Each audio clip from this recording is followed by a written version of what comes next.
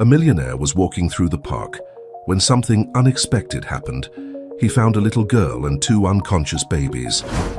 The millionaire took them to his luxurious mansion, but the children's biological father sought revenge before you. Hear this thrilling story? Don't forget to subscribe to the channel. The sun had barely risen when Emily opened her eyes, feeling the weight of the world on her small shoulders. At 12 years old, she already carried responsibilities that many adults couldn't bear.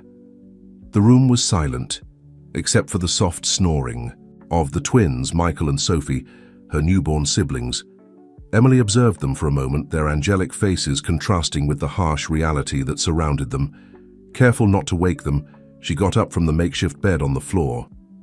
The tiny, dilapidated apartment they called home was a constant reminder of how drastically their lives had changed in recent months. The peeling walls and musty smells seemed to suffocate any hope that remained. Emily walked silently to the kitchen, her bare feet skillfully avoiding the creaking floorboards. She opened the refrigerator, even knowing what she would find. Empty shelves except for an almost expired carton of milk and some leftovers that would barely make a meal. Her stomach growled, reminding her that she hadn't eaten properly in days. As she prepared the bottles for the twins with the little milk that remained, Emily couldn't help but think of her mother. Tears threatened to fall, but she held them back. She couldn't afford to cry now. The babies needed her to be strong. The loss of her mother just 3 months ago had been the trigger for the collapse of their lives. Her father, already prone to drinking, had completely sunk into alcohol after the tragedy. From the family provider, he had transformed into a bitter and violent man, spending what little money they had on drinks and gambling. A noise coming from the room next door made Emily freeze. Her heart raced when she heard her father's heavy, stumbling footsteps. She knew what was coming next. It was a painful routine that repeated almost every morning. The door opened with a bang, and Carl, her father, appeared. His eyes were red and swollen, the foul breath of alcohol filling the air. He looked at Emily with a mixture of contempt and anger. "Where's the money?" he growled, his voice hoarse and threatening. Emily swallowed hard, trying to stay calm. "There's no money, Dad. We spent the last on diapers for the twins yesterday." Carl's expression contorted in fury. He lunged forward, grabbing Emily by the arm hard enough to leave marks. "You liar! You're hiding it from me!" Emily struggled to break free, fear growing in her chest. "Please, Dad, I swear I don't have anything. Please, you're hurting." Before she could finish, Carl pushed her hard. Emily fell, hitting her head on the corner of the table. Pain exploded in her temple, and for a moment everything went blurry. The twins' cries filled the apartment, awakened by the commotion. Carl cursed loudly, covering his ears. "Shut those damn babies up." Emily got up, stumbling, positioning herself between her father and the room where the twins were. "I'll take care of them, Dad. Please, go rest." For a moment it seemed Carl would attack her again, but then he simply grunted, grabbed his tattered jacket and left, slamming the door behind him. Emily ran to the twins, picking them up and trying to calm them. As she rocked them, a decision began to form in her mind. They couldn't continue like this. The situation was getting worse every day, and she feared what might happen if they stayed. With tears in her eyes but with newfound determination, Emily began to plan. They needed to run away. It was risky, she knew, but staying seemed even more dangerous. As she fed the twins with the bottles she had prepared, her mind raced, thinking about how they could escape and where they would go. The rest of the morning passed in a blur of frantic and silent activity. Emily packed what little they had, some clothes, diapers, the remaining powdered milk, and the few savings she had managed to hide from her father. Everything fit into a single old backpack. When afternoon came, Emily looked out the window, observing the busy street below.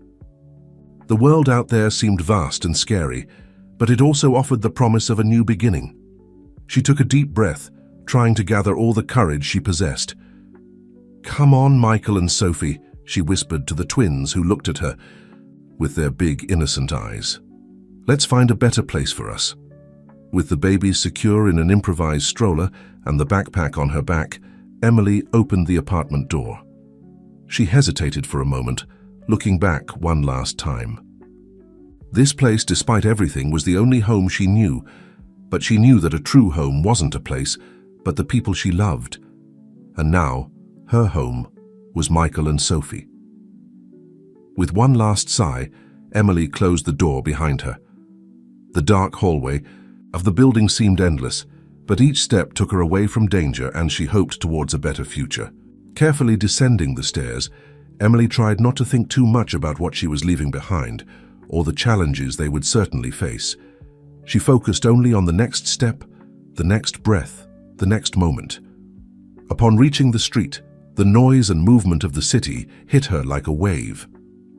Cars honking, people talking, the distant sound of a siren. Everything seemed amplified. Emily felt small and vulnerable, but also strangely free. "Where do we go?" she muttered to herself, looking both ways down the street. She didn't have a concrete plan, just the certainty that they needed to get as far away as possible. Deciding on a direction, Emily began to walk.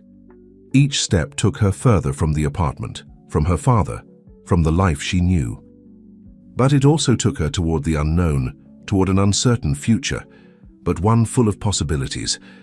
The city streets stretched out before her, a labyrinth of concrete and hope. Emily knew that the challenges they would face would be enormous. 3 children alone in the big city with no money, no certain destination. But looking at Michael and Sophie asleep in the stroller, she felt a wave of determination. "We'll be okay," she promised quietly, more to herself than to the twins. "I'll take care of you no matter what happens." The sun was starting to set when Emily realized they had been walking for hours. The familiar streets of her neighborhood had long since been left behind, replaced by unknown avenues and imposing buildings that seemed to touch the sky. Michael and Sophie slept peacefully in the improvised stroller, oblivious to the uncertain journey they were undertaking. Emily felt her arms aching from pushing the stroller and her legs tired from the long walk.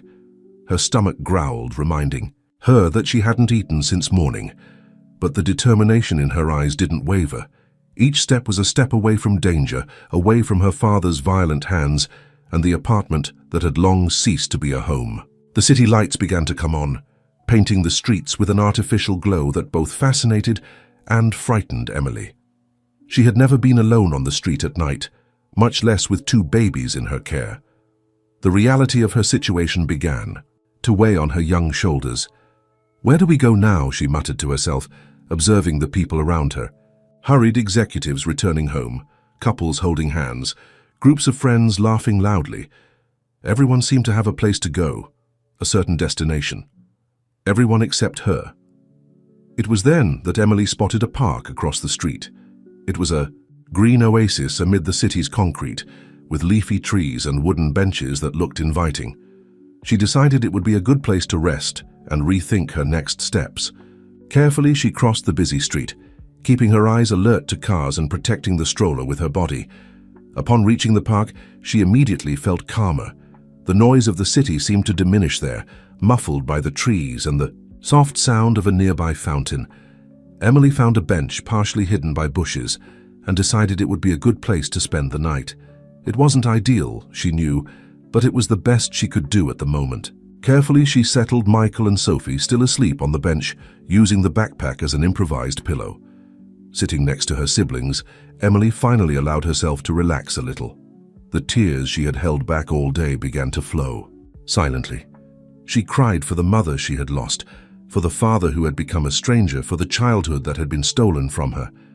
But mostly she cried for the uncertain future that awaited her and the twins. "Mum," she whispered to the starry sky that was beginning to appear, "what do I do now?" As if in response, Sophie began to whimper. Emily quickly dried her tears and turned her attention to her sister. "Shh, it's okay, Sophie, I'm here." Picking up the baby, Emily realized she needed to be changed.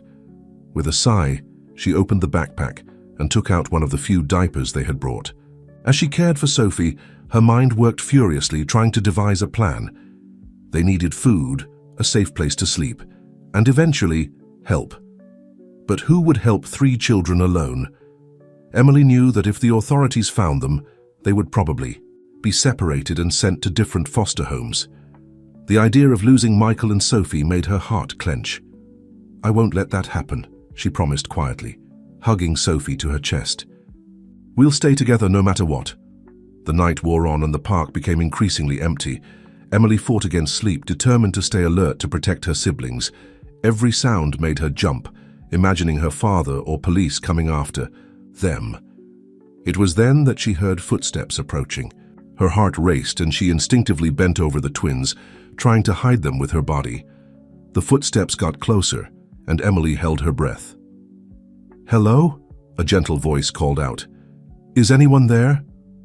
Emily hesitated, torn between fear and hope that it might be someone willing to help. Slowly, she raised her head. A middle-aged woman was standing a few feet away, holding a shopping bag. Her eyes widened when she saw Emily and the babies. "Oh my God, are you okay?" the woman asked, taking a step forward. Emily didn't respond immediately, still unsure about trusting this stranger. The woman seemed to understand her hesitation. "My name is Sarah," she said softly. "I work at the homeless shelter nearby. Do you need help?" The words shelter and help made Emily falter. Part of her wanted to trust, to accept the offer of assistance. But the fear of being separated still dominated her. "We're fine," Emily finally replied, her trembling voice betraying her insecurity. "We're just resting for a bit." Sarah looked at her with a mixture of concern and understanding. "I see, but it's not safe to stay here at night, especially with babies. The shelter has family rooms. You could spend the night there, have a hot meal." The mention of food made Emily's stomach audibly growl. Sarah smiled gently. "Look, you don't have to decide now. How about coming with me just to eat? Something? No commitment. If you want to leave afterwards, that's fine." Emily bit her lip, considering the offer. Her protective instinct screamed not to trust anyone, to run away. But the reality of their situation, hunger, fatigue, the cold that was starting to set in, spoke louder. After a long moment, Emily slowly nodded. "Okay, just to eat." Sarah's smile widened. "Great, the shelter is just 2 blocks from here. Can I help with the stroller?" Reluctantly, Emily allowed Sarah to hold one side of the stroller as they walked. The journey was made in silence, Emily constantly looking around, ready to flee at the slightest sign of danger. When they arrived at the shelter, Emily was surprised. It wasn't the dark and scary place she had imagined, but a well-maintained building with welcoming lights shining through the windows. "Welcome," Sarah said, opening the door. "Let's go in and get something for you to eat." Emily hesitated on the threshold, fear fighting against need. She looked at Michael and Sophie, still asleep, and then at Sarah, who waited patiently. With a deep sigh, Emily took a step forward, entering the shelter.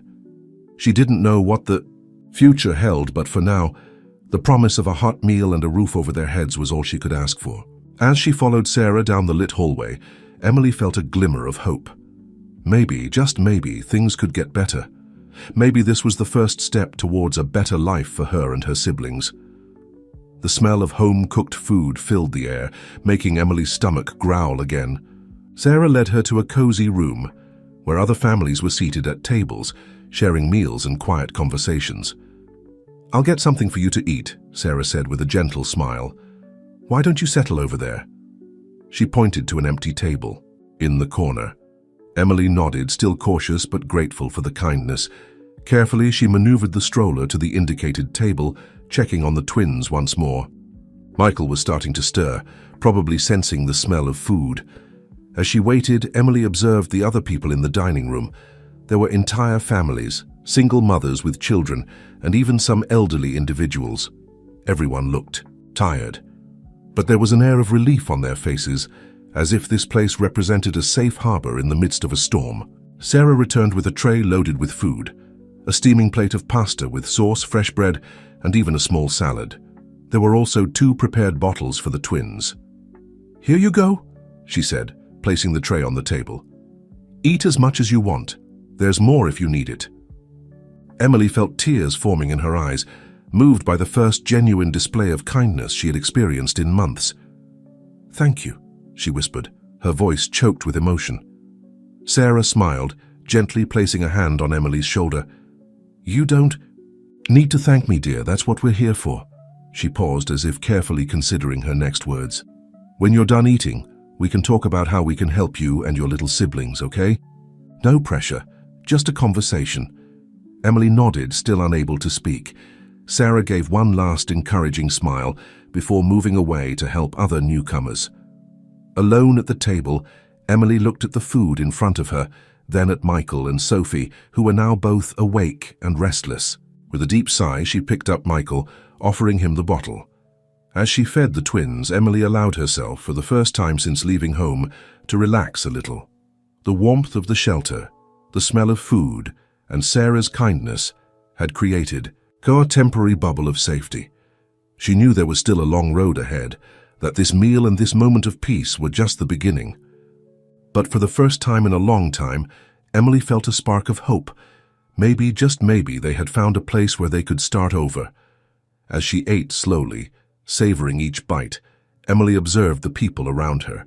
She saw smiles exchanged between strangers, heard words of comfort being shared, witnessed small acts of kindness that seemed to illuminate the environment. And there, on that night in the shelter, surrounded by strangers who seemed willing to help, Emily began to believe that maybe, just maybe, the future wasn't as scary as it seemed. That maybe there was a place for her and her siblings in this vast and often cruel world. With a full stomach and the twins asleep again, Emily allowed herself a small smile. Tomorrow was still uncertain, but at least for tonight, they were safe. And for now, that was enough. Dawn arrived silently at the shelter, its first rays of light creeping through the windows and gently touching Emily's sleeping face. She opened her eyes slowly, momentarily disoriented by the unfamiliar environment. Then memories of the previous night flooded her mind. The escape, the park, Sarah, the shelter. Emily sat up quickly, her heart racing as she searched for Michael and Sophie. She sighed in relief when she saw them sleeping peacefully in an improvised crib next to her bed. Sarah had insisted they spend the night at the shelter, assuring Emily that no one would bother them and that they would be safe. Despite the relative comfort of the bed and the sense of security provided by the shelter's walls, Emily had barely slept. Her mind was filled with worries about the future and painful memories of the past. Every time she closed her eyes, she saw her father's anger-contorted face, heard the screams, felt the fear. A soft knock on the door interrupted her thoughts. "Emily," Sarah's gentle voice called. "Can I come in?" "Yes," Emily replied, her voice still hoarse from sleep. Sarah entered carrying a tray with breakfast. The smell of fresh bread and coffee filled the small room, making Emily's stomach involuntarily growl. "Good morning," Sarah smiled, placing the tray on the small table beside the bed. "I hope you managed to get some rest." Emily nodded, still a bit distrustful but grateful for the kindness. "Thank you," she murmured, taking a cup of hot milk. Sarah sat on the edge of the bed, her face expressing a mixture of concern and compassion. "Emily," she began softly, "I know you must be scared and confused, but we're here to help. You can trust us." Emily lowered her eyes, fighting against the tears that threatened to fall. Part of her desperately wanted to trust, to share the burden she carried, but the fear of losing her siblings, of being separated, still paralyzed her. I can't," she finally whispered. "If we tell the truth, they'll separate us. I can't lose Michael and Sophie. They're all I have left." Sarah sighed, understanding the depth of Emily's fear. "I understand your fear, dear, but running away isn't the solution.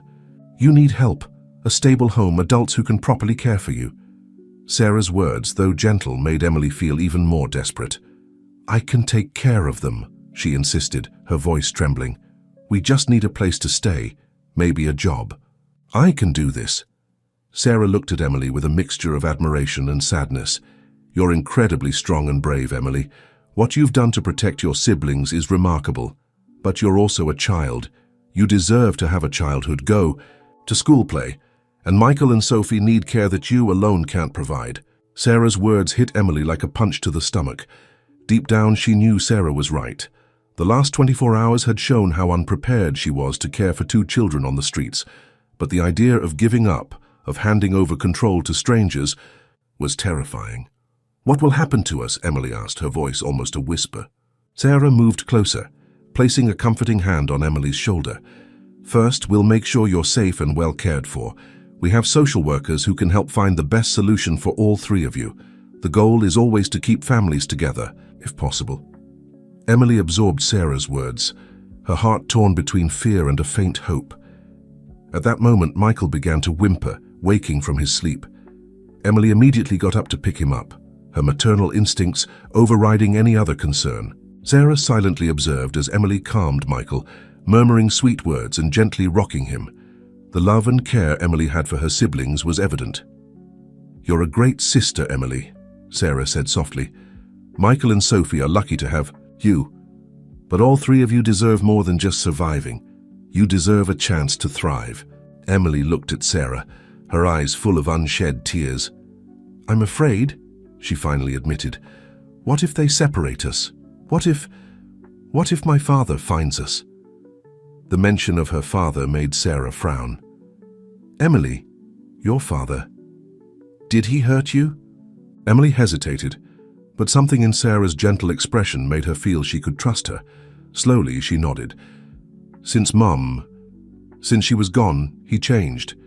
He drinks a lot. He gets violent." Sarah took a deep breath, controlling her own emotion at the revelation. "Thank you for telling me, Emily.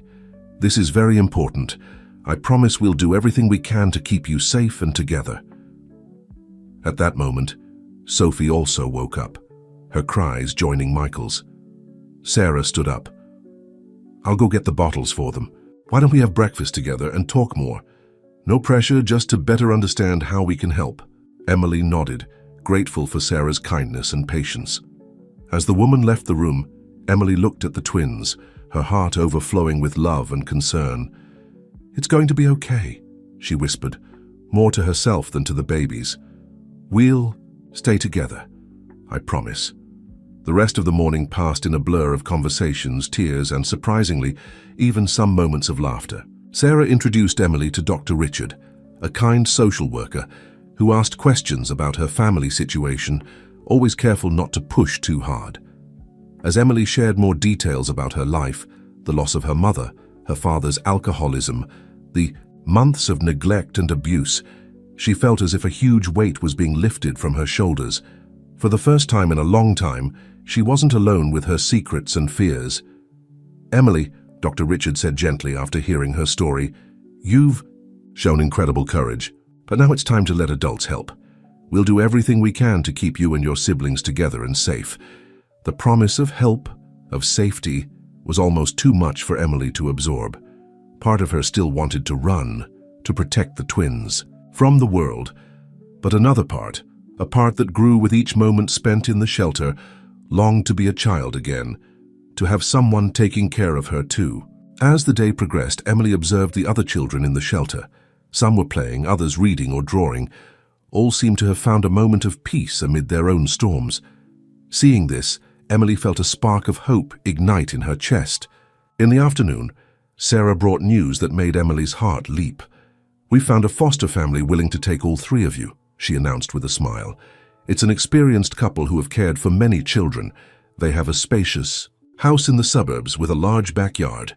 And most importantly, they're willing to take you and the twins together." Emily was speechless, a mix of emotions flooding her. Relief, hope, but also fear of the unknown. Can we meet them first?" she asked hesitantly. "Of course," Sarah assured her. "In fact, they'd like to come here tomorrow to meet you if that's okay." Emily nodded, feeling a wave of nervousness and anticipation. This could be the chance for a new beginning, a better life for her and her siblings. That night, lying in the shelter bed with Michael and Sophie sleeping peacefully beside her, Emily reflected on everything that had happened in the last few days. The desperate escape, the fear on the streets, the unexpected kindness of strangers.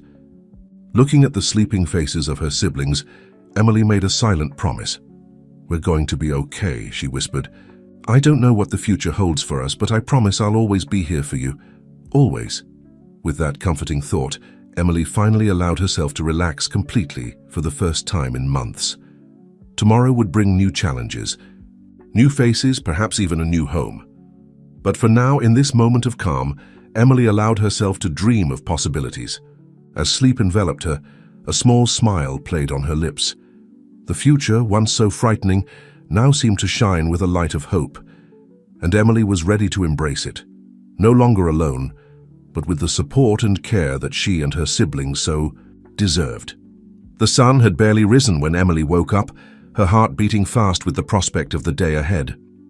Today, she and the twins would meet the family that could become their new temporary home. The mixture of anxiety and hope she felt was almost palpable. Sitting on the bed, Emily observed Michael and Sophie still asleep. Their angelic little faces, free of worries, contrasted with the whirlwind of emotions she was experiencing. What would this new family be like?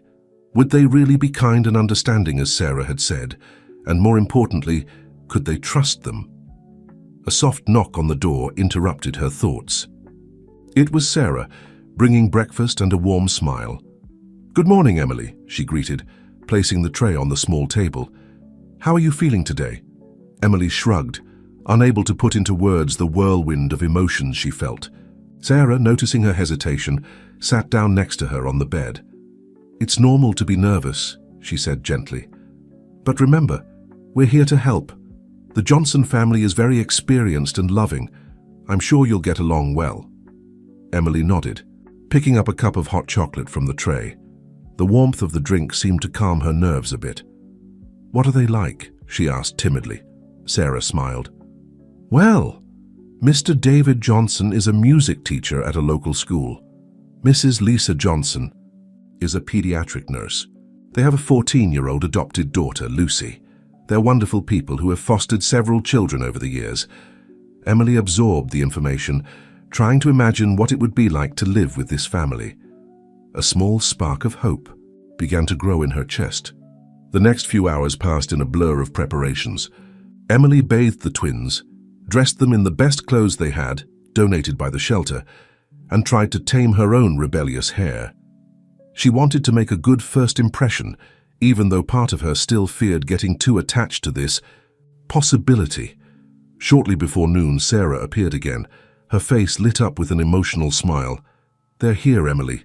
They're waiting in the visiting room. Are you ready?" Emily took a deep breath, looking at Michael and Sophie in her arms. "I think so," she replied, her voice barely above a whisper. With hesitant steps, Emily followed Sarah through the shelter corridors. Each step seemed to echo in her ears, amplifying her anxiety. Finally, they reached a closed door. Sarah gave one last encouraging smile before opening it. The visiting room was cozy, with comfortable sofas and toys scattered in a corner.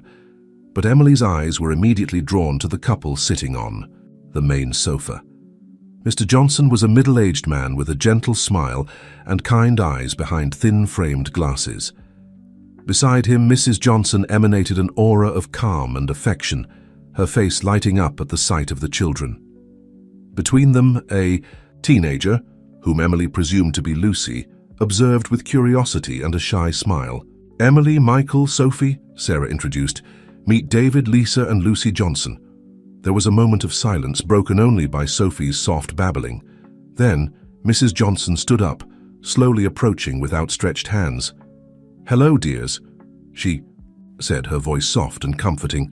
"It's a pleasure to finally meet you." Emily, still holding the twins protectively, took a small step forward. "Hi," she murmured, her voice trembling. Mr. Johnson joined his wife, his warm smile never faltering. "We know you must be scared, Emily," he said gently, "but we want you to know that we're here to help. Not to replace your family, but to offer a safe home for as long as you need." Something in the sincerity of his words made Emily relax a little. She looked at Sarah, who nodded encouragingly, and then back at the Johnsons. You really want all three of us?" she asked, her voice barely above a whisper. It was Lucy who answered, taking a step forward with a warm smile. "Of course, I've always wanted little siblings, and now it looks like I'm getting three at once." The spontaneity and enthusiasm of Lucy broke the tension in the room. Emily couldn't help but give a small smile, the first genuine one in days. The next few hours passed in a mixture of conversations, laughter, And to Emily's surprise, moments of true connection. Mr. Johnson charmed Michael with a lullaby played on a small guitar he had brought. Mrs. Johnson, with her experience as a nurse, gave valuable tips on how to care for the twins. And Lucy, excited about the prospect of having siblings, couldn't stop talking about all the places she wanted to show Emily. As the day progressed, Emily felt the walls she had built around her heart begin to crumble. She watched, amazed, as the Johnsons interacted not only with the twins, but also with her. For the first time in months, she allowed herself to feel like a child again, not carrying the weight of the world on her shoulders. When it was time for the Johnsons to leave, Emily felt a pang of sadness. Part of her wanted to go with them immediately, to escape to this new world of possibilities they represented. "We'll be back tomorrow," Mrs. Johnson promised, gently hugging Emily. "And if everything goes well with the paperwork, you can come home with us in a few days." Emily nodded, fighting back the tears that threatened to fall. "Thank you," she whispered, her voice choked with emotion. After the Johnsons left, Emily sat in the visiting room with Sarah, the sleeping twins in her lap. "So," Sarah asked softly, "what did you think?" Emily was silent for a moment, processing everything that had happened. "They seem good," she finally answered. "Kind, like a real family." Sarah smiled, placing a comforting hand on Emily's shoulder. "They are, dear. And remember, this isn't the end of your journey, it's just a new chapter. The Johnsons are here to help, to give you a safe home while we work to resolve your permanent situation." Emily nodded, feeling a mixture of hope and apprehension. "And if my father finds us?" Sarah's expression turned serious. "Don't worry about that now, Emily. We're taking all necessary precautions. Your safety and that of the twins is our #1 priority." That night, lying in the shelter bed, Emily reflected on the day. The images of the Johnsons' warm smiles, the sound of Mr. Johnson's music, Lucy's excitement, all mixed in her mind, creating a tapestry of hope. Looking at Michael and Sophie, sleeping peacefully beside her, Emily felt a wave of determination. Maybe, just maybe, this was the beginning of something good. A chance to have a normal childhood, to see her siblings grow up in an environment of love and safety. "We're going to be okay," she whispered to the twins, a promise to them as much as to herself. "I think we've finally found people who really care." With that comforting thought, Emily closed her eyes, allowing herself to dream of a brighter future.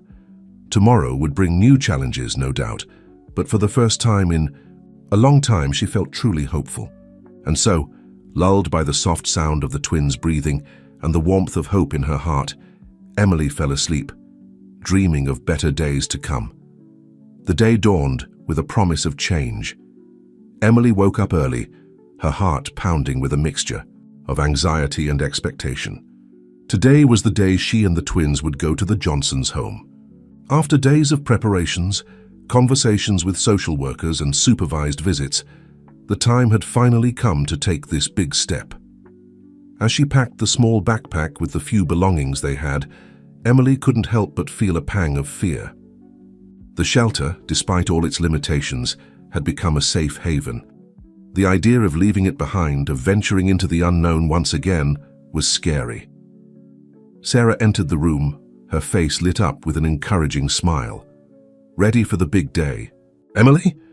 Emily shrugged, unable to express in words the whirlwind of emotions she felt. Sarah, understanding as always, sat down beside her on the bed. "It's normal to be nervous," she said softly, "but remember, this is a wonderful opportunity for you and the twins.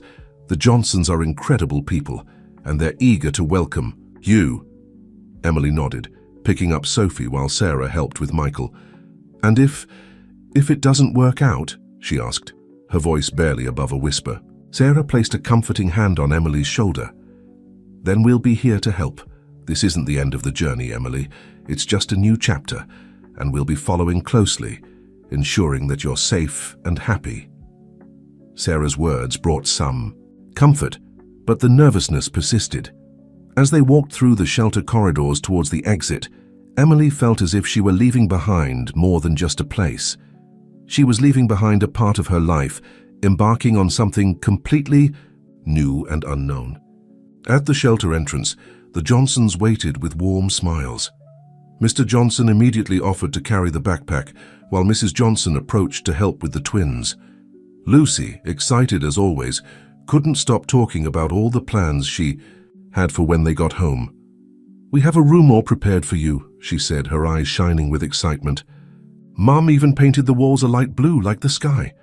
Emily tried to smile, but the lump in her throat made it difficult to respond. She cast one last look at the shelter, at Sarah waving from the door, before getting into the Johnsons' car.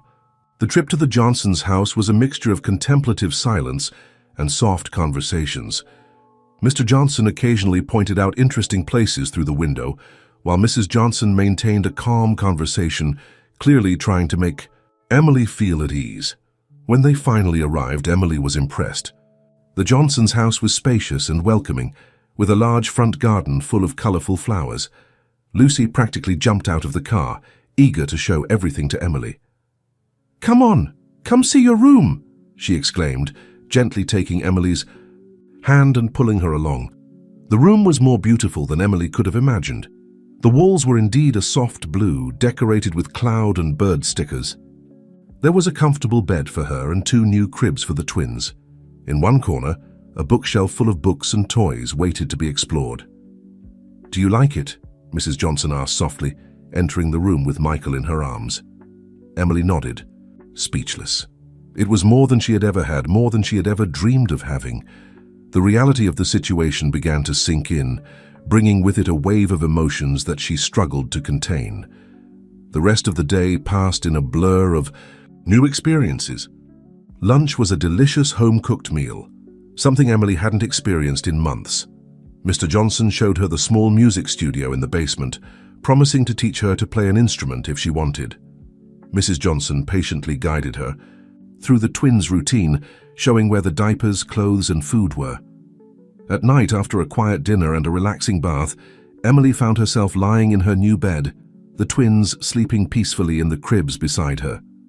The silence of the house was different from the shelter, deeper, more personal. She could hear the soft clinking of dishes being washed in the kitchen, the distant sound of a television somewhere in the house. It was in this moment, alone with her thoughts, that the emotions finally overflowed. Emily began to cry silently, tears of relief, fear, hope, and longing mixing on her pillow. A soft knock on the door made her swallow her sobs. Mrs. Johnson entered quietly, her face a mask of concern when she saw Emily's tears. "Oh dear," she murmured, sitting on the edge of the bed. "Is everything okay?" Emily tried to speak, but the words got stuck in her throat. Mrs. Johnson, with a gentleness that reminded Emily of her mother, pulled her into a hug. "I know it's a lot to process," she said softly, stroking Emily's hair. "You must be missing your mom, aren't you?" Emily nodded against Mrs. Johnson's shoulder, the tears now flowing freely. I just wish she was here," she sobbed, "that none of this had happened." Mrs. Johnson hugged her tighter. "I know, dear, I know. Your mum would be so proud of you, Emily. You're so strong, so brave. And although we can't replace your mum, we want you to know that you're safe here, that you can be just a child again." Mrs. Johnson's words touched something deep in Emily.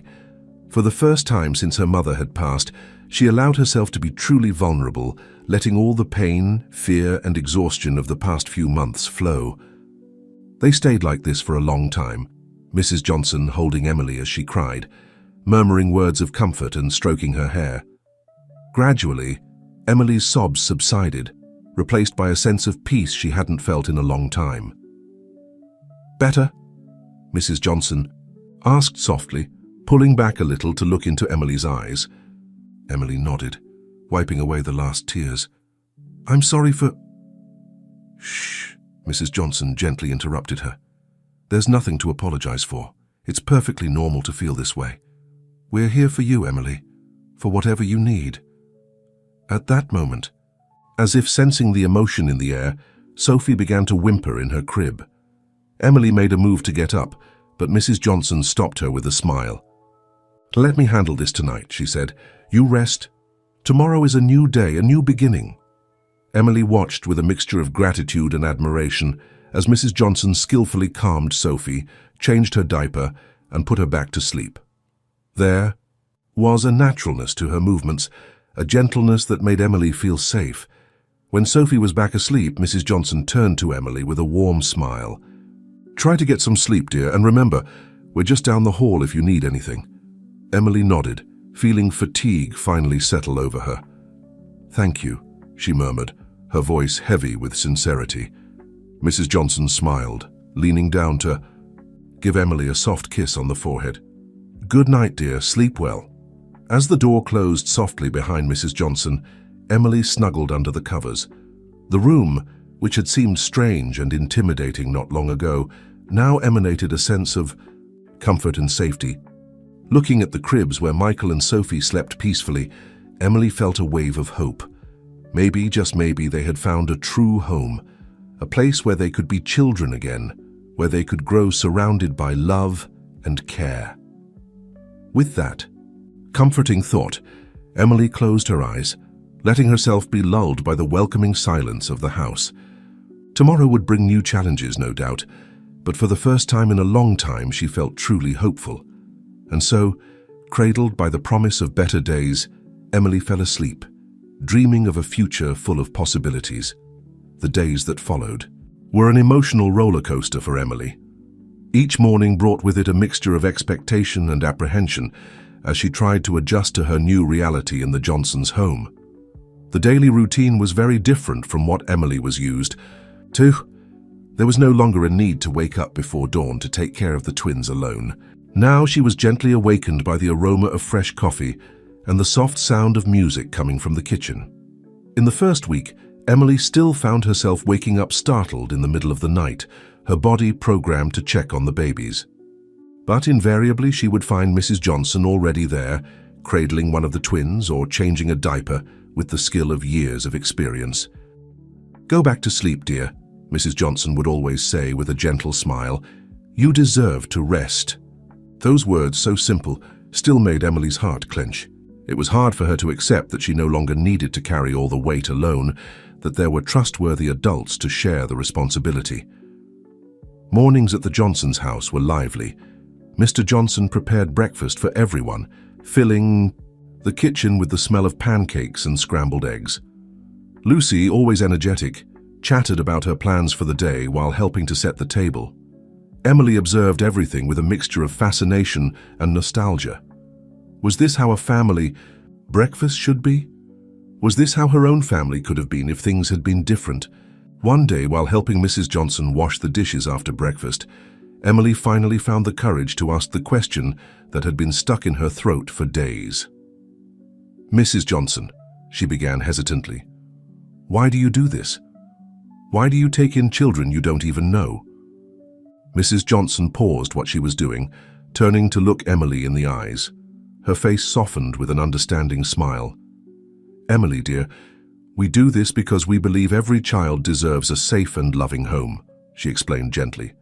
"David and I always wanted a big family, but we couldn't have more children after Lucy. So we decided to open our hearts and our home to children who need a place to call home, even if temporarily." Emily absorbed the words, feeling a wave of emotion. "But what if we cause trouble? What if we're not what you expected?" Mrs. Johnson placed her hands on Emily's shoulders, her gaze full of affection. "Emily, you and your siblings are exactly what we expected. Brave, strong children full of love to give. There's nothing you could do that would make us give up on you, understand?" Mrs. Johnson's words hit Emily like a warm embrace, making her eyes fill with tears.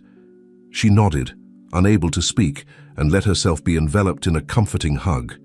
As the days passed, Emily began to feel more at ease in the Johnsons' home. She discovered that Mr. Johnson had a special talent for making Michael laugh, and that Mrs. Johnson knew exactly how to soothe Sophie during her nighttime colic. Lucy became a constant companion, always eager to include Emily in her activities. They spent hours in the backyard, playing with the twins or just talking under the shade of the big tree in the center of the garden. It was during one of these sunny afternoons that Lucy asked a question that caught Emily by surprise. "Emily," she began absent-mindedly playing with a fallen leaf, "what was it like before? You know, with your real family?" Emily felt her heart skip a beat. She hadn't talked much about her past since arriving at the Johnsons. Part of her wanted to avoid the subject, to pretend that her life had always been like this. But looking at Lucy's curious and caring face, Emily felt a sudden urge to share. "It was different," she said softly, her eyes fixed on Michael and Sophie playing nearby. "When Mom was alive, things were good.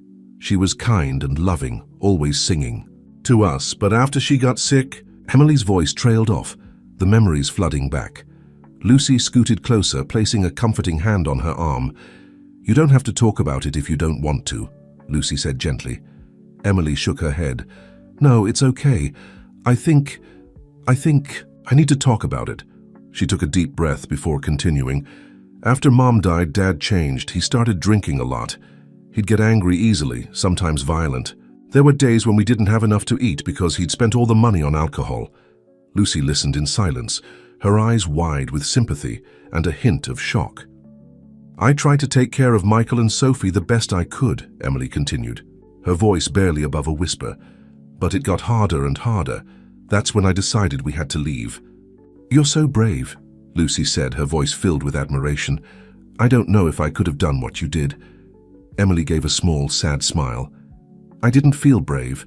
I was terrified, but I knew I had to protect them."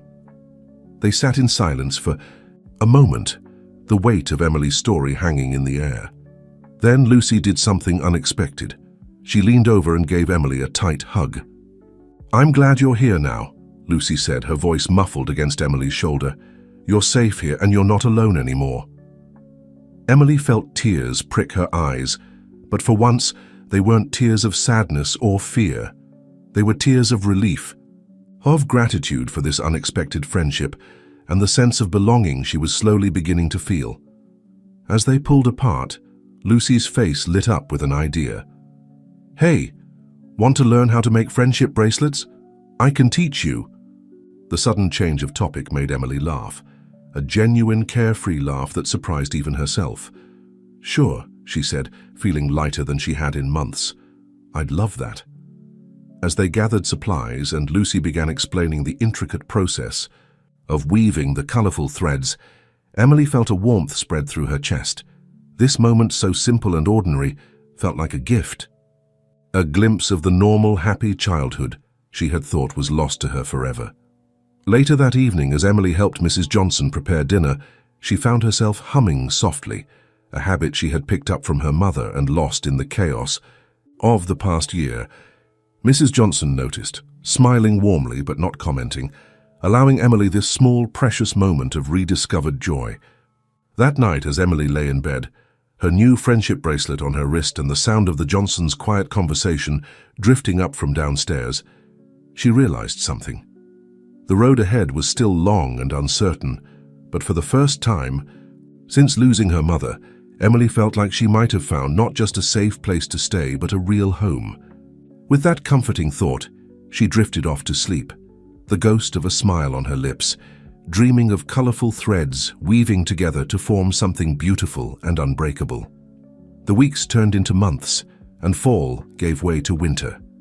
The Johnson's house, once a strange and intimidating place for Emily, was now truly a home. The walls that once seemed cold and impersonal were now decorated with the twins' drawings, family photos, and even some sheet music that Emily had started composing in her guitar lessons with Mr. Johnson. It was a cold and cloudy Saturday afternoon. Emily was sitting on the living room couch, wrapped in a warm blanket, studying for a history test. Michael and Sophie were playing on the rug nearby, under the watchful eye of Mrs. Johnson, who was quietly knitting in an armchair. The sound of the doorbell broke the peace of the afternoon. Emily looked up from her book, curious. They weren't expecting visitors. "I'll get it," Lucy shouted, running down the stairs. Emily turned her attention back to her book, but something in Lucy's tone of voice made her look towards the door again. "Dad, there's someone here asking for Emily," Lucy called, her voice trembling slightly. Mr. Johnson emerged from his study, a worried frown on his forehead. He exchanged a significant look with Mrs. Johnson before heading to the door. Emily felt her heart race. Who could be looking for her? An icy fear began to spread through her body when she heard a familiar voice coming from the entrance. "Where's my daughter? I know she's here." It was her father's voice. Panic took over Emily. She stood up abruptly, her eyes wide with fear. Mrs. Johnson, sensing her distress, quickly picked up the twins and gestured for Emily to follow her. "Come, dear. Let's go upstairs," she whispered, guiding Emily towards the stairs.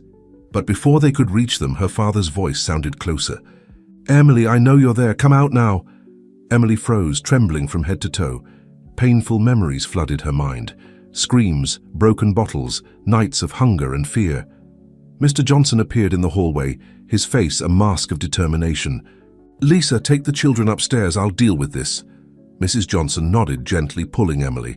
But Emily couldn't move. Her feet seemed nailed to the floor. "Emily," her father's voice sounded again, closer now. "You can't run forever. I'm your father." Something inside Emily broke at that moment. Years of fear and resentment finally overflowed. With a courage she didn't know she possessed, she took a step forward. "No," she said, her voice trembling, but firm. "You lost the right to be my father the moment you chose drink over us." The silence that followed was deafening. Then her father appeared in the living room entrance. Emily felt Mr. Johnson position himself protectively at her side, while Mrs. Johnson hugged the twins tighter. Carl, Emily's father, looked like a shadow of the man she remembered. His eyes were bloodshot, his face marked by sleepless nights and excessive alcohol. But there was something else in his gaze, a mixture of anger and regret. "Emily," he said, his voice hoarse, I came to take you back, to come home." Emily felt tears burn her eyes, but she refused to let them fall. "This is our home now," she replied, surprising herself with the firmness in her voice. "This is where we're safe, where we're loved." Carl took a step forward, making Mr. Johnson position himself even more in front of Emily. "You're my children. I have the right—" "The only right you have," Mr. Johnson interrupted, his voice calm but filled with authority, "is to leave this house now. Emily and the twins are under our legal guardianship. If you want to discuss this, you can talk to our lawyer." For a moment it seemed Carl would lunge forward. Emily felt her entire body tense, ready to protect the twins at any cost. But then, something in Carl's eyes changed. It was as if, for the first time in years, he really saw Emily, not as a helpless child, but as a strong and determined young woman. I'm sorry," he muttered, his voice breaking. "I messed everything up, didn't I?" Emily felt a lump in her throat. Part of her wanted to run to her father, hug him and say everything would be okay. But she knew she couldn't. Not now. Maybe never. "Yes, you did," she answered softly. "But there's still time to fix it. Not for us, but for yourself. Get help.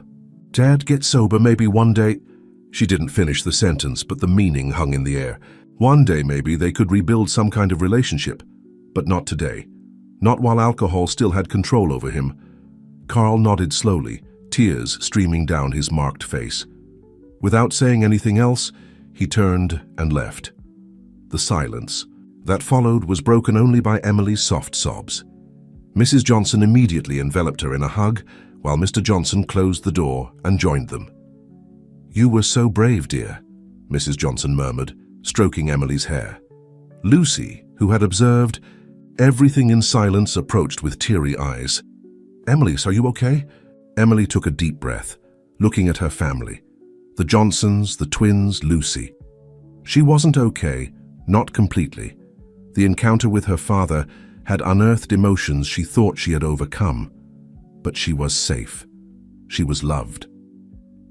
"I will be," she answered honestly. That night, after a quiet but comforting dinner, Emily found herself in the music studio with Mr. Johnson. Without saying a word, he handed her the guitar. Emily began to play, letting her emotions flow through the music. The notes, initially sad and hesitant, gradually transformed into a melody of hope and resilience. When she finished, she looked at Mr. Johnson, surprised to see tears in his eyes. "Emily," he said softly, "you just composed your first complete song." In that moment, Emily realized that despite the pain and challenges, she was growing, evolving, becoming stronger every day. The encounter with her father, although painful, had been a turning point. She was no longer the scared girl who had run away months ago. She was a survivor, an artist, a sister, a daughter. As Mr. Johnson hugged her, Emily felt a sense of peace settle in. The past would always be part of her, but it wouldn't define her.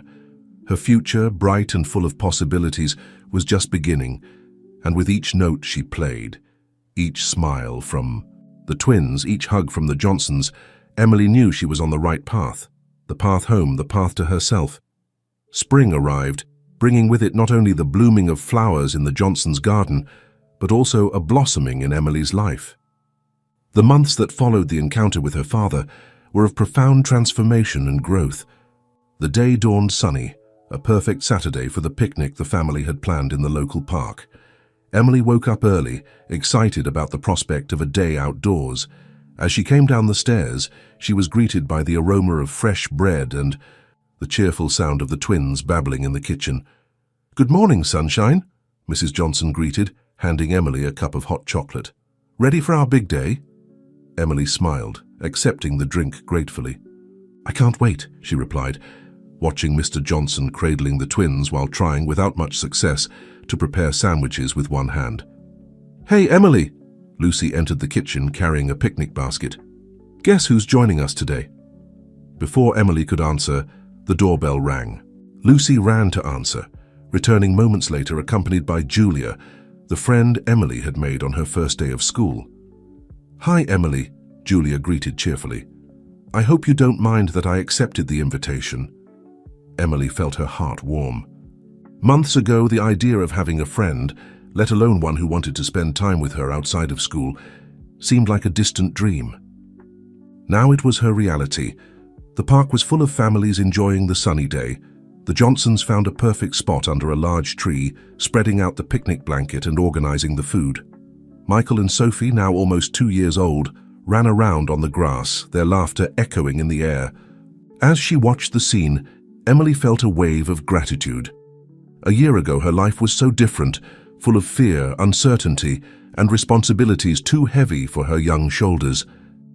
Now, here she was, part of a loving family, with friends, and the freedom to simply be a teenager. "What are you thinking about?" Mr. Johnson asked, sitting down next to Emily. She smiled, picking up a sandwich. "About how everything has changed. About how grateful I am for you all." Mr. Johnson put his arm around Emily's shoulders, giving her an affectionate hug. "We're the ones grateful for you, Emily. You've brought so much joy to our family."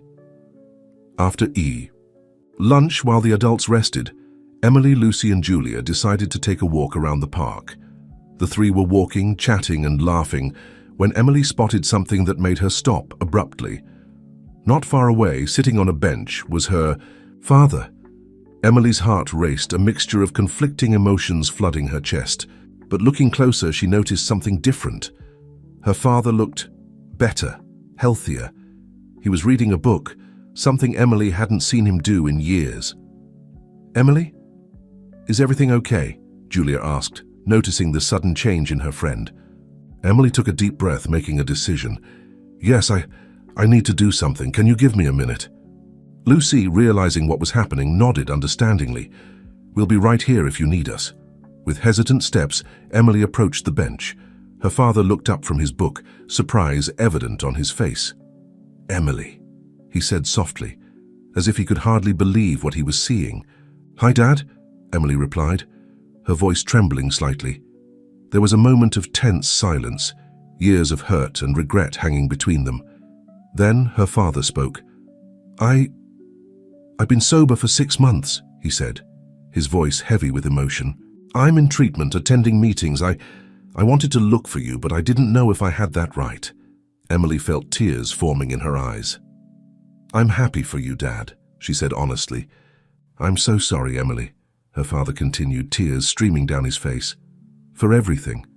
I know I can't undo what I did, but I'm trying to be better. For myself. For you all." Emily nodded, unable to speak. Part of her wanted to hug him, to say everything would be all right. But another part, the part that still carried the scars of the past, kept her cautious. "It's a start," she finally said. Maybe Maybe one day we can try to rebuild something, but it takes time." Her father nodded, understanding. "I understand. And I'll wait as long as necessary. I just want you to know that I'm proud of you, Emily. You're stronger than I ever was." With a heavy heart but somehow lighter, Emily said goodbye and returned to where Lucy and Julia were waiting. The friends hugged her silently, offering comfort without words. Back at the picnic, Emily shared the encounter with the Johnsons. Their reaction was one of support and understanding, reaffirming that they would be by her side, regardless of what the future held. Later that night, after a dinner filled with lively conversations and laughter, Emily found herself in the music studio. Her fingers danced over the guitar strings, creating a melody that spoke of pain, hope, and renewal. Mr. Johnson appeared in the doorway, silently observing for a moment before entering. "That's new," he commented, sitting down next to Emily. "Inspired by today's events?" Emily nodded. "It's about growing up, about forgiving but not forgetting, about finding strength in unexpected places."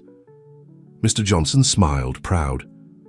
"You know, Emily, when you came here, you were a girl carrying the weight of the world on your shoulders. Now I see a strong, talented, and compassionate young woman. You've grown so much." Emily felt the tears return, but this time they were tears of gratitude and joy. "It's thanks to you all. You gave me a home, a family. You showed me what unconditional love is. And you taught us about resilience, courage, and the power of sibling love," Mr. Johnson replied, hugging her. "We're all stronger together." That night, lying in her bed, Emily reflected on the day. The encounter with her father, though emotionally charged, hadn't shaken her as she feared. Instead, she felt stronger, more secure in who she was and where she belonged. Looking at the crib where Michael and Sophie slept peacefully, Emily made a silent promise. She would be the sister they deserved, the daughter the Johnsons had welcomed with open arms, and the friend Lucy and Julia could rely on. But above all, she would be true to herself, to the girl who faced unimaginable adversities and emerged, stronger, wiser, and full of love. The future was still uncertain in many ways.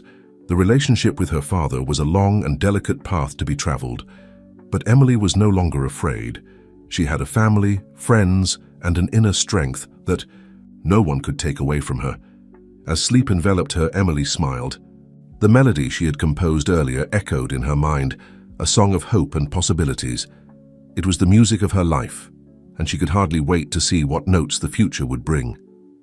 Summer arrived with all its intensity, bringing with it not only the scorching heat, but also a wave of changes in Emily's life.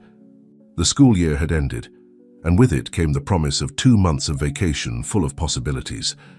It was a particularly hot Saturday morning when Emily woke up to the sound of laughter coming from the garden.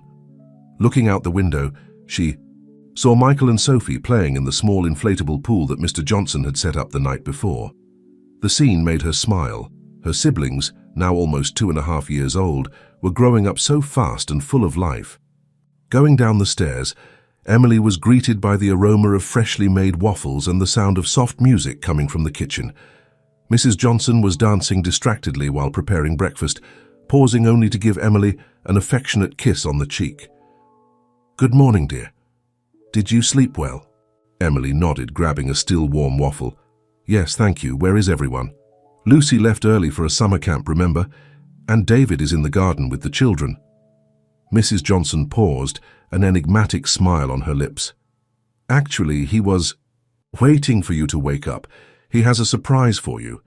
Intrigued, Emily quickly finished her breakfast and headed to the garden. Mr. Johnson was sitting in a beach chair, closely watching the twins in the pool. "Good morning, Emily," he greeted her cheerfully. "Come sit here, I have something to show you." Emily settled into the chair next to him, curious. Mr. Johnson took an envelope from his shirt and handed it to her. "What is this?" she asked, turning the envelope in her hands. "Open it," he encouraged, his eyes shining with expectation. Carefully, Emily opened the envelope and removed the contents. It was a colorful brochure with the title New York Youth Music Festival stamped on top. "A music festival?" Emily asked, her eyebrows rising in surprise. Mr. Johnson nodded enthusiastically.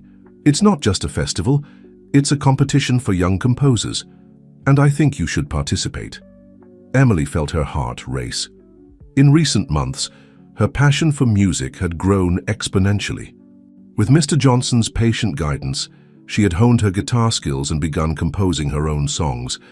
But the idea of presenting her music to a larger audience was both exciting and terrifying. I don't know," she hesitated. "Do you think—" "I'm ready." Mr. Johnson placed a comforting hand on her shoulder.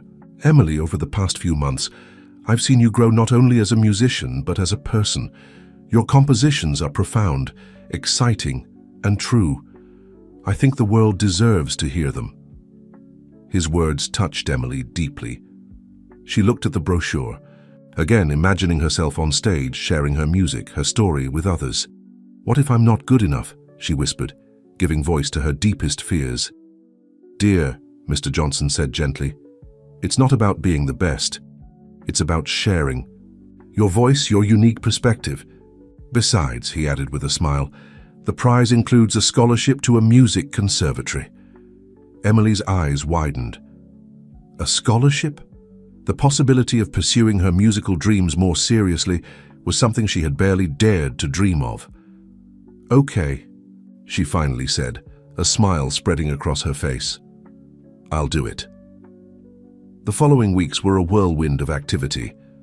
Emily spent hours in the music studio, composing, practicing, perfecting. The music she was creating was a sonic tapestry of her journey, from the initial fear and despair to the hope and love she found with the Johnsons. The whole family got involved in the project. Lucy helped choose the perfect outfit for the performance. Mrs. Johnson prepared special snacks to keep Emily energized during long practice sessions, and even the twins contributed in their own way, offering hugs and encouraging smiles when Emily felt frustrated. A week before the festival, Emily received an unexpected visit. Her father, still in recovery but visibly better than the last time she had seen him, appeared at the Johnsons' door. "I heard about the festival," he said timidly. I'd like to be there if you'll allow it." Emily felt a lump in her throat. Her relationship with her father was still fragile, a delicate balance between the painful past and the hope for a better future. But seeing him make an effort, wanting to be part of her life, meant a lot. "I'd like that," she answered softly. The day of the festival finally arrived. Emily was backstage, her heart beating so hard she was sure everyone around her could hear. Her guitar, a gift from Mr. Johnson a few months ago, seemed to weigh a ton in her hands. "5 minutes, Emily," a stage assistant warned her. Taking a deep breath, Emily closed her eyes, trying to calm herself. At that moment, she felt familiar hands on her shoulders. Opening her eyes, she found herself surrounded by her family, the Johnsons, Lucy, the twins, and even her father, all smiling encouragingly. "You're going to rock," Lucy whispered, giving her a tight hug. "We're so proud of you," Mrs. Johnson added, tears shining in her eyes. Mr. Johnson said nothing, just hugged her tightly, conveying all his support and confidence in that gesture. Her father, looking a bit out of place but determined, stepped forward. "Emily, I just want you to know that no matter what happens out there, you're already a winner in my eyes." Those words, coming from the man who had for so long been the source of her fear and pain, were what Emily needed to find. Her courage. "Emily Johnson, you're next," the assistant called. With one last look at her family, both blood and given by life, Emily walked onto the stage. The lights were bright, the audience a sea of unknown faces. But there, in the front row, were the people who mattered most. Emily adjusted the microphone, positioned the guitar, and with a confident smile began to play. The first notes flowed smoothly, telling the story of a lost and frightened girl. As the music progressed, it grew in intensity and emotion, speaking of challenges overcome, of love found in unexpected places, of a family built not just by blood ties but by choice and love. When the last note echoed through the auditorium, there was a moment of absolute silence. Then, like a wave, the audience erupted into applause. Emily opened her eyes, which she hadn't realized she had closed, to see the audience standing, many with tears in their eyes. Later, After the award ceremony where Emily received first place and the much-dreamed-of scholarship, she found herself surrounded by her expanded family. Hugs, kisses, and words of pride were freely shared. "You did it, my star," Mr. Johnson said, his voice choked with emotion. Emily looked at everyone around her, the Johnsons who had welcomed her and given her a home, Lucy who had become the sister she never had, the twins for whom she had fought so desperately, and her father who was making a genuine effort to redeem himself. At that moment, Emily realized that her victory wasn't just on stage. It was a victory over fear, over the past, over the circumstances that had threatened to engulf her. "No," she replied, smiling through tears. "We did it. All of us." And there, surrounded by love and possibilities, Emily knew that her journey was far from over. In fact, it was just the beginning of a new and exciting symphony. Fall arrived again, bringing with it a cool breeze and the start of a new chapter in Emily's life. After her victory at the Youth Music Festival, things had changed rapidly. The scholarship she had won opened doors that Emily had never imagined possible. It was a Monday morning, and the Johnsons' house was in an uproar. Today was Emily's first day at the New York Conservatory of Music, one of the most prestigious institutions in the country. Emily stood in front of the mirror, nervously adjusting the strap of her new backpack. The reflection staring back at her was of a confident young woman, so different from the frightened girl who had arrived at the Johnsons' house just over a year ago. "Emily, breakfast is on the table." Mrs. Johnson's voice sounded from downstairs. With one last look in the mirror and a deep sigh, Emily descended the stairs. The kitchen was a whirlwind of activity. Mr. Johnson was preparing sandwiches for lunch. Lucy was trying to feed the twins, now almost 3 years old and full of energy, and Mrs. Johnson was serving freshly made pancakes. "Good morning, Rockstar," Mr. Johnson joked, handing Emily a wrapped sandwich. "Ready to conquer the world of music?" Emily laughed, but her stomach did a somersault of nervousness. "I think so," she replied, grabbing a pancake. Mrs. Johnson approached, affectionately adjusting the collar of Emily's blouse. "You're going to do wonderfully well, dear. Remember, you earned your place there. You deserve this." The words of encouragement helped calm Emily's nerves, but not completely. This was a whole new world for her, full of possibilities, but also of unknown challenges. After breakfast, as Emily prepared to leave, Michael and Sophie ran up to her, their little faces serious. "Emmy going way?" Michael asked, his big eyes full of concern. Emily's heart melted. Kneeling down to be at the twins' level, she hugged them tightly. "Just for a few hours, little ones. I promise I'll be back to play with you later." Sophie, always the more expressive of the two, gave Emily a wet kiss on the cheek. "Bring music for us?" Emily laughed, wiping away a stubborn tear. "Of course.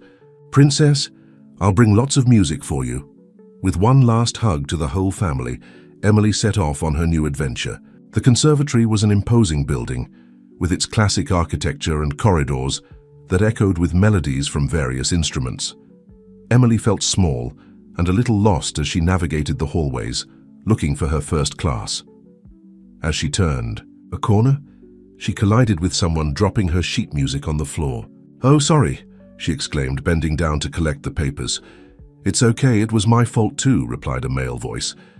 Emily looked up and found herself face to face with a pair of smiling green eyes. The boy, who appeared to be about her age, had messy dark hair and a guitar hanging on his back. "I'm Peter," he introduced himself, extending his hand to help her up. "You're new here, aren't you? I've never seen you before."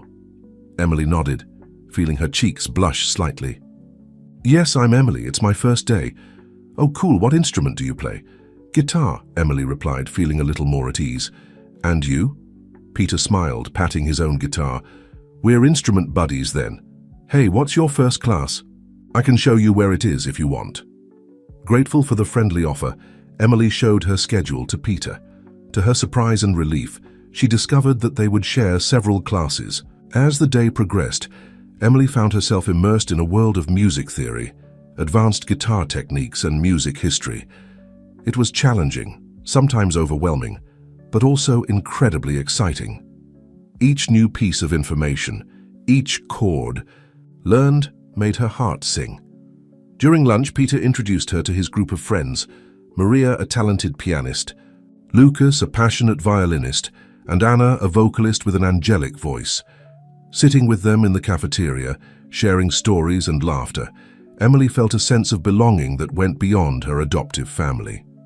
The last class of the day was composition, Emily's favorite. The teacher, a grey-haired gentleman with kind eyes, asked each student to share a bit about their musical journey. When it was Emily's turn, she hesitated for a moment. Her story wasn't conventional, and part of her feared judgment from her classmates. But then, remembering Mr. Johnson's words about the importance of being authentic in her art, she took a deep breath and began to speak. Emily told about her difficult childhood, about how music became her refuge. She talked about running away from home with her twin siblings, about finding a new family and rediscovering her passion for music. As she spoke, her voice gained confidence, and she could see the impact of her words on the attentive faces of her classmates. When she finished, there was a moment of silence in the room. Then, to her surprise, her classmates began to applaud. The teacher, with tears in his eyes, approached. "Emily, my young lady," he said gently, "you have a powerful story to tell, and I'm sure your music will be equally powerful." At the end of the day, exhausted but happy, Emily said goodbye to her new friends and made her way back home. Her head was full of new melodies, techniques, and ideas for compositions. Arriving home, she was greeted by enthusiastic hugs from the twins and anxious questions from the whole family about how her day had been. During dinner, as she shared her experiences, Emily realized something important. The conservatory wasn't just a place to learn music. It was a place where she could continue her journey of self-discovery and healing. Later, in the house's music studio, Emily sat down with her guitar. Her hands danced over the strings, creating a melody that spoke of new beginnings, blossoming friendships, and dreams becoming reality. Mr. Johnson, hearing the music, appeared in the studio doorway. "Sounds like someone had a good day," he commented with a smile. Emily looked at him, her eyes shining with emotion and gratitude. "It was amazing," she said. "And you know what? I think I finally understood what you always say about music being a universal language." Mr. Johnson nodded, proud. "And you, my dear, are just beginning to master that language. I can't wait to see and hear what you'll create next." As the months passed, Emily flourished at the conservatory. Her natural talent, combined with her unique life experiences, gave her music a depth and authenticity that impressed both her teachers and peers. She formed close friendships with Peter, Maria, Lucas, and Anna, finding in them kindred spirits who shared her passion for music. At home, life with the Johnsons continued to be a source of love and support. The twins were growing fast, their personalities blossoming. Michael was showing an early interest in music, often trying to strum Emily's guitar, while Sophie was developing a love for dance, twirling around the living room to whatever melody Emily played. One evening, as Emily was working on a new composition in the studio, she heard a soft knock on the door. It was her father. "Hey, kiddo," he said, a hint of nervousness in his voice. "Your mom, Mrs. Johnson, said I could find you here. Is it okay if I come in?" Emily nodded, gesturing for him to enter. Their relationship had been slowly improving over the past few months. Her father had remained sober, attending regular AA meetings and therapy sessions. While the wounds of the past weren't fully healed, they were learning to build a new kind of relationship. "I wanted to hear what you're working on," he said, sitting down on a nearby chair, "if that's all right with you." Emily hesitated for a moment, then nodded.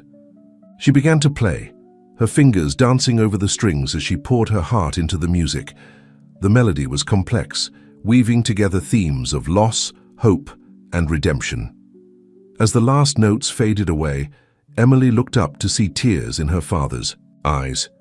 "That was beautiful, Emily," he said, his voice choked with emotion. I'm so sorry for all the years I missed, for not being there to see you become this amazing young woman." Emily felt her own eyes welling up. "Dad, No. Let me finish," he interrupted gently. "I know I can never make up for the past, but I want you to know how proud I am of you, How grateful I am that you've given me a chance to be part of your life again."